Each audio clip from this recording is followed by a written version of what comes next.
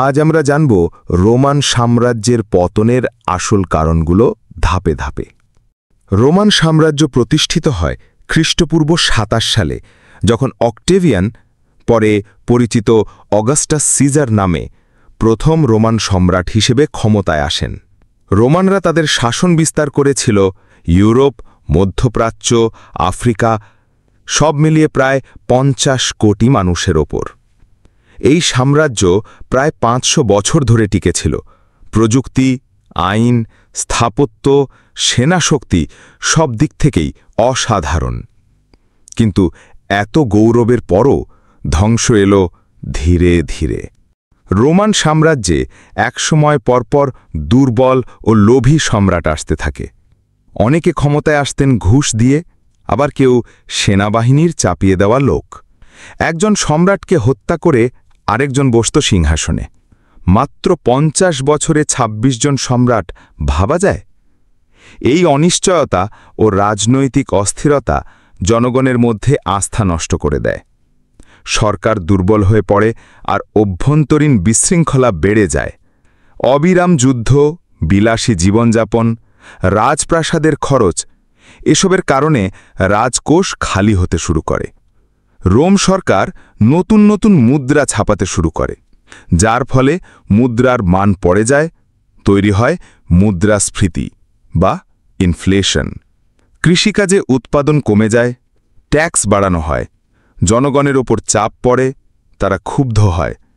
এক সময় এমন হয় যে সেনাবাহিনীর বেতন দিতে পর্যন্ত হিমশিম খেতে হয়। রোমান সাম্রাজ্যের সবচেয়ে বড় আঘাত আসে বাইরের আক্রমণ থেকে, বিশেষ করে জার্মানিক গোত্র যেমন ভিসিগথ, ভ্যান্ডেলস, হান। ৪১০ খ্রিস্টাব্দে ভিসিগথ নেতা আলারিক রোম নগরীতে আক্রমণ করে।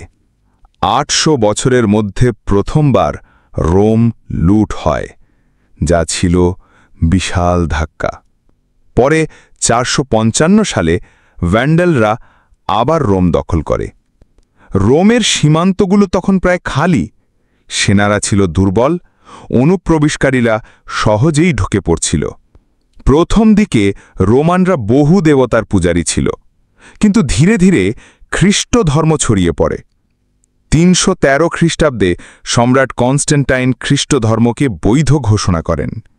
এরপর খ্রিস্টান চার্চ ও সম্রাটদের মধ্যে ক্ষমতা ভাগাভাগি শুরু হয়। এতে রোমের ঐক্য দুর্বল হয়ে পড়ে। পুরনো ধর্ম, পুরনো বিশ্বাস সব কিছু পাল্টে যেতে থাকে। জনগণ বিভক্ত হয়ে পড়ে ধর্মীয় ইস্যুতে। রোমের সেনারা ছিল একসময় বিশ্বজয়ী, কিন্তু পরবর্তীতে সেনাবাহিনীতে বিদেশি ভাড়াটে সৈন্য নেওয়া শুরু হয়, যারা রোমের প্রতি অনুগতহীন। তারা শুধু টাকার জন্য যুদ্ধ করত। অনেক সময় এই ভাড়াটে সৈন্যরাই পরে রোমের বিরুদ্ধে অস্ত্র ধরেছে। এভাবেই ভিতর থেকে রোম দুর্বল হতে থাকে। ৪৭৬ খ্রিস্টাব্দে জার্মানিক গোত্রের নেতা ওডোয়েকার পশ্চিম রোমান সম্রাট রোমুলাস আউগুস্তুলাসকে সিংহাসনচ্যুত করেন। এই ঘটনাকে ইতিহাসে পশ্চিম রোমান সাম্রাজ্যের পতন হিসেবে ধরা হয়। যদিও পূর্ব অংশ বা বাইজেন্টাইন এম্পায়ার আরও ১০০০ বছর টিকেছিল, কিন্তু প্রাচীন রোম আর কখনো ফিরে আসেনি। রোমান সাম্রাজ্যের পতন ছিল ইতিহাসের সবচেয়ে বড় শিক্ষা। শুধু বাইরের আক্রমণ নয়, ভেতরের দুর্নীতি, নেতৃত্বহীনতা, অর্থনৈতিক দুরবস্থা আর বিভক্তি সব মিলেই একসময় রোমকে ধ্বংস করে দেয়। আজও যদি আমরা সমাজে এই একই লক্ষণ দেখি, তাহলে আমাদের সতর্ক হতে হবে। কারণ ইতিহাস শুধু বইয়ের গল্প নয়, এটা ভবিষ্যতের আয়না। রোমান সাম্রাজ্য নিয়ে 10টি চমকপ্রদ মাইন্ড ব্লোয়িং তথ্য দিচ্ছি। ১. রোমানরা প্রস্রাব দিয়ে জামা কাপড় ধুত। রোমানরা বিশ্বাস করত প্রস্রাবে থাকা অ্যামোনিয়া কাপড় পরিষ্কার করতে সাহায্য করে। এমনকি সরকার এটির ওপর কর বসিয়েছিল, যাকে বলে ইউরিন ট্যাক্স। ২. কলোসিয়াম ছিল রক্তের থিয়েটার।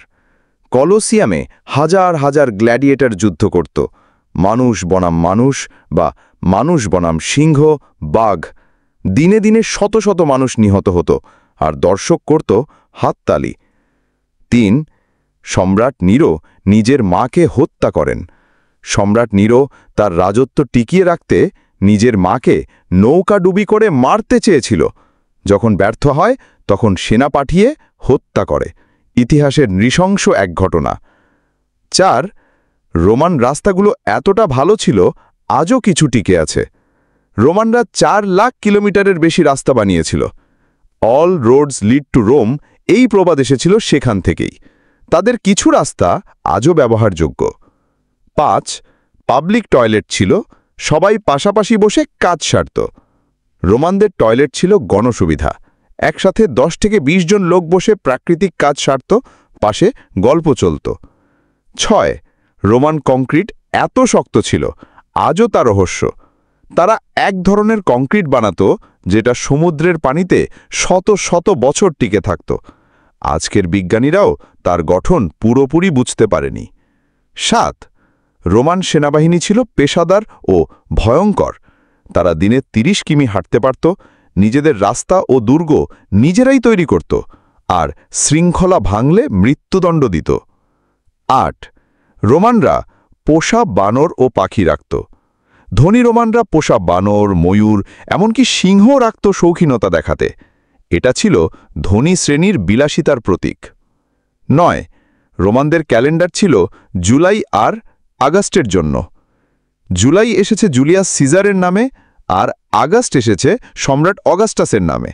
তারা নিজেদের নামে মাস বসিয়ে দিয়েছিল। 10.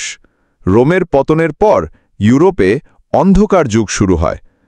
476 সালে পশ্চিম রোম ধ্বংসের পর ইউরোপে প্রায় 1000 বছর ধরে জ্ঞান, বিজ্ঞান ও সভ্যতায় অগ্রগতি থেমে যায়, যাকে বলে ডার্ক এজেস।